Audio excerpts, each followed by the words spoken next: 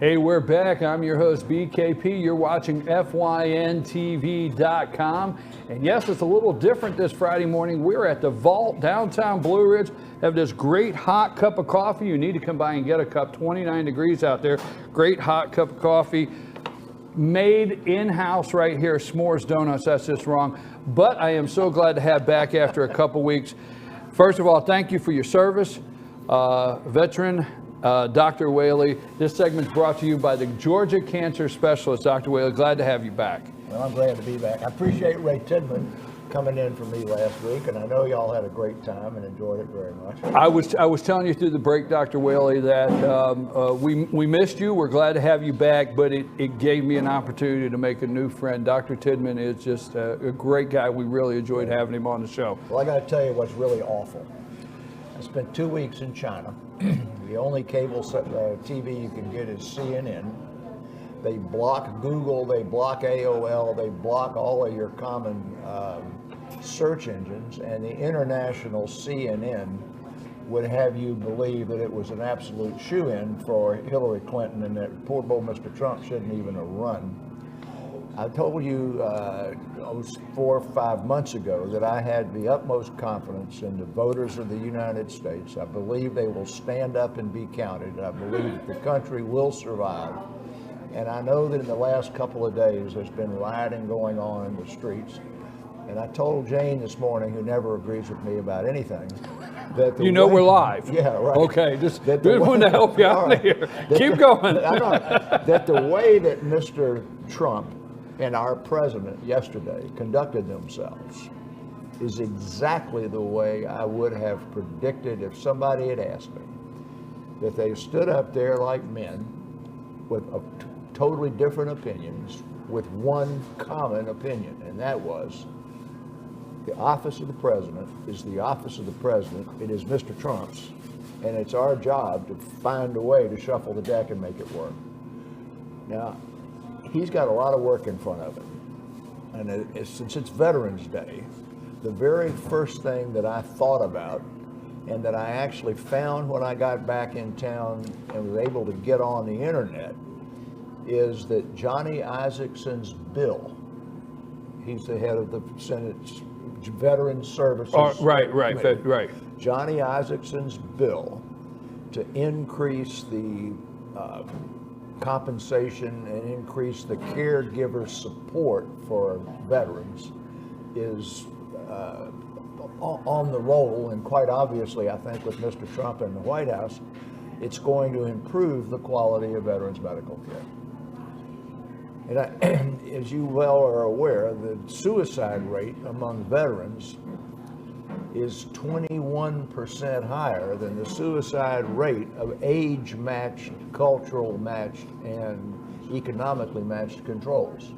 So whether you're a school teacher or a truck driver or a dentist, if you're a veteran, you've got a 21% greater chance that you are likely to commit suicide. Now, that's not part of VA medical care. It doesn't say that you've got a service-connected disability, you're not getting treated. But something about the stress of veterans' care puts people into a situation where they are vulnerable to suicide. And they're 8% of the population, they're 18% of the suicides. I'm just looking forward to Mr. Trump finding a way to get the healthcare system for veterans. Not going to get into Obamacare today. Right. That's for next week. But we're talking about veterans.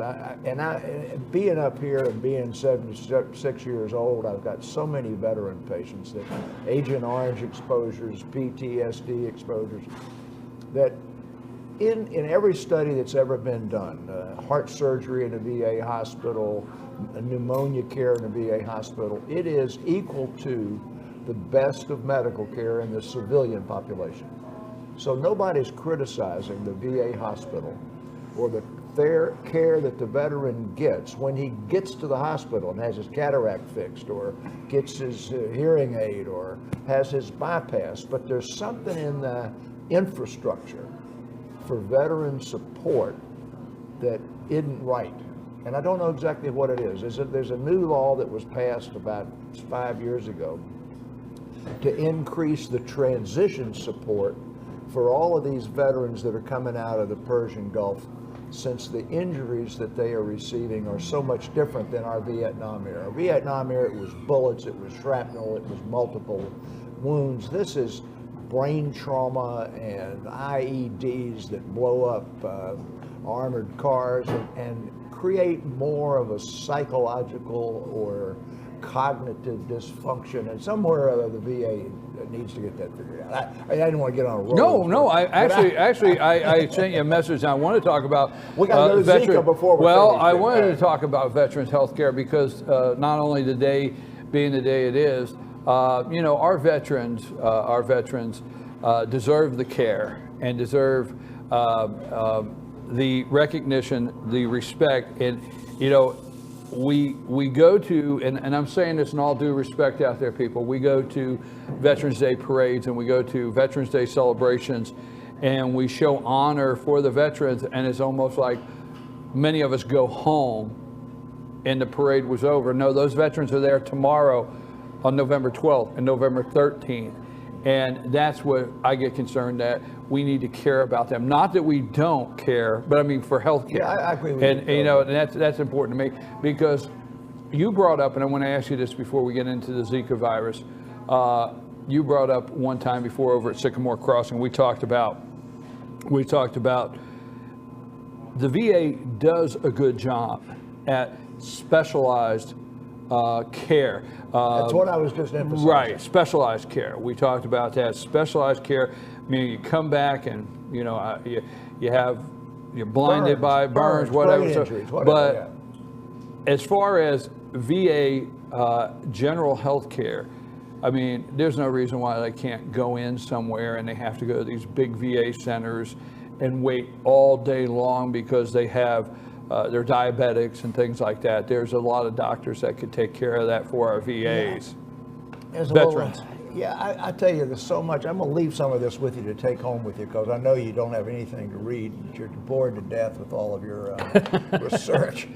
But there's a whole laundry list of priorities of the VA about who gets treated first. And in the truth of the matter is, there are 8 categories of eligibility for the VA care. I'm 20% service-connected disabled, and I draw a tiny pension. When I say tiny, you won't believe how tiny it is.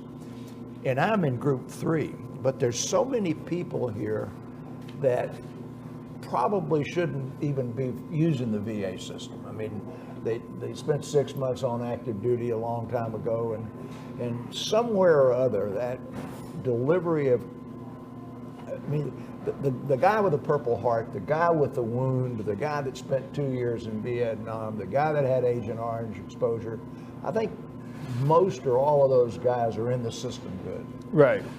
That guy that got to be 50 and then he lost his job and he spent 2 years ago as a clerk, and then tries to enter the VA system with heart disease, diabetes, chronic lung disease, some of those things. The entry system is too hard.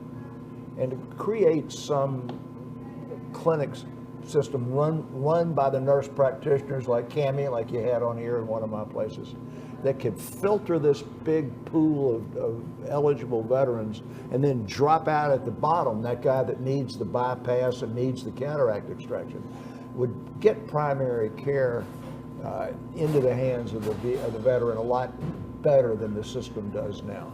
In Blue Ridge, to get to see a VA doc, you've either got to drive to Blairsville, which isn't all that far, and see Dr. Sorrell, who's a wonderful man, or you got to drive over to Gainesville or down to Atlanta, and if you've really just got high blood pressure and you want somebody to refill your drugs, there's got to be some easier and better way.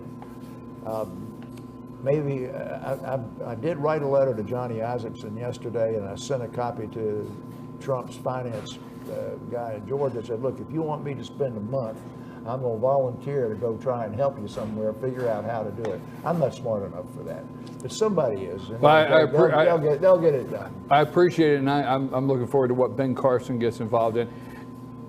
Folks, excuse me, this past summer, it seems like it's been forever, but It seems like this past summer, every week, every day we had on the media was talking about the Zika virus. Somehow, some way that I think we had an election, excuse me, that fell off the radar there, and we took over the media with the election. But Dr. Whaley has been keeping up with the Zika virus and the developments. What do you have for us this morning? Well, I'm really interested in this. I had predicted, and if you'll remember, I beat the national press. You did. Yes, you did. That the Zika virus issue would become one of leisure travel and recommendations that would change the way young people live. How old are you, Mr. Barrister? 19. All right. The present recommendation as of last week is that if that 19-year-old young man travels to Florida, anywhere Fort Lauderdale, Miami, for the next 6 months, if he has sex, he should have safe sex with a condom.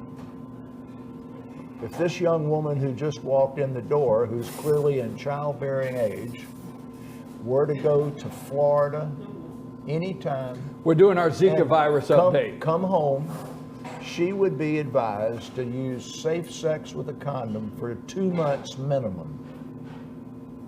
Now that kind of behavior, 6 months for a 19-year-old man and 2 months for a 24-year-old woman for safe sex behavior, is, I believe, out of the range of what people are likely to do. So on this China trip, there were 7 couples who have their summer homes in Florida, Palm Beach and places like that, and their main residences in Chicago or in Boston or in Michigan, who have children of childbearing age who have now refused to come visit their grandparents in Florida. So for this entire past year, their children did not come on their annual trip during the summer down to visit with grandpop and grandma because they are afraid of the long-term effect if they were going to become pregnant, and all of them are in childbearing years. You know, for some out there, they get up this morning, it's 29 degrees, and they say, you know what, it's 29 degrees, and you're talking about mosquitoes, but it's not 29 degrees in Florida. I'm not talking about mosquitoes. But you know what I'm all. saying, but the virus, it's Right. not 29 degrees in Florida. But I'm not talking about the virus of the mosquito anymore. I'm talking about sex. There have been 4,000. So much for changing the subject. There have been 4,175 cases Transmitted. of Zika virus in U.S. citizens since the writing began, the chronicling began. And we know that that's the tip of an iceberg. Right. It's an underreported illness. 34 of those were sexually transmitted, all sexually transmitted in the U.S. So now you've got a reservoir out there of about 5,000 people less than 6 months after all this thing began to carry the virus. Well, go back and think about HIV. The first case of HIV in 1981 was only one flight attendant. And it took a couple of years for that pool of sexually transmitted disease to get to be large enough to make an impact on anybody. Now, of the other cases that were not mosquito transmitted, you remember we have one that was transmitted by tears I talked about before I left. We now have one laboratory technician that's gotten the Zika virus. Luckily, the Red Cross started testing for the Zika virus immediately, and we do not know of any yet that have come by blood transfusion. But this issue about people taking their honeymoon and going to Florida or going on a cruise, or people of anybody under the age of 50 just about, or 45, being able to go to Miami and crawl on a cruise is a big deal. So anyhow, that's your Zika virus update. Well, I appreciate that. You know, before we close this segment, because we're going to immediately, now we've talked earlier when we opened the show with there's a burn ban because of the wildfires. It's very serious, and we will talk about that. We're going to give you some updates on what's going on, air quality. You see the smoke this morning. Your eyes are watering. We're going to have an update immediately. But before we close, I want to go back to something one more time because it is so good. It's worth saying twice or bringing back to our viewers on Veterans Day. You just returned from China. Right. The majority of media was blocked out, you told us? This is really interesting. CNN's the only cable network except BBC and the English language Chinese TV channel. You are aware, we talked about it once before, Al Jazeera has a U.S. channel. Right. Okay. Well, the Chinese government has an English channel. I was sitting there trying to get the score on the baseball game, and they were giving a comment on the election in Hong Kong, where you may remember 2 young people of college age were voted into the Hong Kong legislature and were to take their position the next morning, and the Red Chinese government prevented them from taking their position. Well, the CNN CNN comment started off with the election in Hong Kong, these people take office tomorrow, then there have been, just like that, bang, the screen went black. Screen went black. Screen went black. Screen stayed black for about 90 seconds, which would be a pretty long CNN segment, I think, and then popped back up with sports scores. So the sports scores, so that was during about the time they were going to say, but the Chinese government has preventing that. That part never got said. Well, the newspaper, we got the Financial Times of London in the Four Seasons Hotel. Financial Times of London had the article, so you could read about it, but only if you were in a Western hotel. The Financial Times of London, New York Times, none of those are out on the street. But in the really high-end Western hotels, you can get a newspaper. Now, I have an Atlanta Journal-Constitution app on my tablet that I can punch, and generally all over the world read today's Atlanta Journal-Constitution. I can't get the Fannin newspaper, I might add, but I was blocked from reading that newspaper in 2 of the cities that I was in, but not blocked in a Western hotel in Beijing and Shanghai. So they block it out in the kind of the Great China, but in the two big international cities, they allow you to pick it up. So there's tremendous. Oh, and you can't get Google at all. You can't use Gmail at all. There's no Facebook. There's no Twitter. Every bit of that is totally out. You can't get it in a big hotel. You can't get it anywhere. Now, we're a second world country compared to them in terms of income, economics. The country's all brand new. Where I was there in 1984, and there was only 5 cars people owned in the country, and everybody's on a bicycle. There are 34 million people in Peking, and all of them are driving a car. And they have beautiful elevated highways that go 40 or 50 miles, expressways that are prettier than any highways we have in America. And they're all built up on single posts. They stuck out so the city sits underneath them. It's just like that highway would go right over this city here, and you'd look up and you'd be looking at the underside of a highway. An apartment in Peking where we were staying is 2 bedrooms, is $22,000 a month rent. One more time, $22,000 a month rent. Well, I think Donald Trump's right. I mean, they're raping us. That's our money. I mean, they're not pumping oil out of the ground there. This isn't Saudi Arabia. That money right there came when they made that iPhone and that Samsung. By the way, if you buy an iPhone here and you pay $700 for it, guess what it costs in Peking? What? I want you to just pull it out. It costs us $700. What does it cost them? 129. $2,000. Oh, $2,000. Oh, I thought it would be cheaper because they make them there. $2,000. Wow. Your car out there that you bought, you took over here to Fannin to register the other day? Yeah. you paid about $100 for the tag. Right. Before they buy a car, they have to buy a license tag. The license tag costs $22,000 US, and all they've got is that chip of metal. Then they have to go to a store and buy a car that costs 30% more than it costs here because of the 30% tax. Now, where are they getting that $20,000 and where are they getting that 30% money? It came off of what they're charging us for the stuff they're making. But China's not. Every time I've thought about China since I left China in 1984, I've always thought we could take that place over in 10 minutes. I don't feel that way anymore. It's a serious issue. Well, Dr. Whaley, it's good to have you back. It's good to have you and your wife back. I was somewhere the other night, and I said, "Excuse me, I'm getting a text message from China, and I've got to answer it. It's important." And I get a text message say, "What's going on? I can't get anywhere." Thank you for that report. You know, this is a great way to end this segment. It is Veterans Day. Thank your veterans, because you just heard our guest here, Dr. Whaley, just returned from China, a trip from China, and everything that was blocked out that he could not access for information. And you this morning have the freedom of the internet, you have the freedom of information, you have the freedom of the press.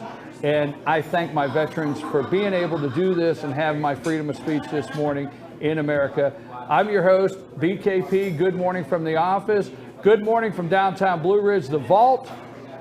You're watching FYNTV.com. And don't forget, this segment's been brought to you by the Georgia Cancer Specialist. Again, thank you for your service. Next Friday, I'm going to be in South Africa, and I'll give you a report after that. Now it's time for you to go to work. Time for me to go to work. Thank you very much. We're going to take a break, and we're going to give you an update on the wildfires all through Western Carolina and North Georgia, everything we can get information on. We'll be back after these messages.